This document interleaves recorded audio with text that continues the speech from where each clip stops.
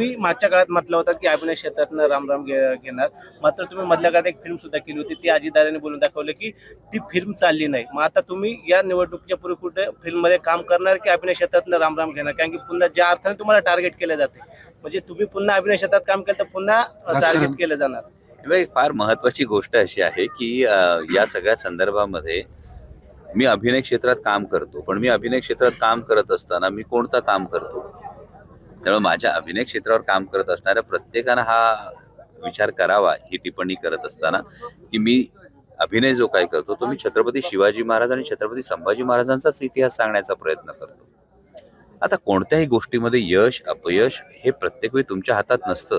म्हणजे मी करतच राहणार पुढे जर संधी मिळाली. तो श्वास आहे महाराष्ट्राचा, तो महाराष्ट्राचा श्वास आहे आणि कोणत्याही राजकारणापेक्षा कोणत्याही पदापेक्षा गळ्यात कवड्यांची माळ घालून छत्रपतींची भूमिका साकारायला मिळण्यासारखं दुसरं भाग्य नाही.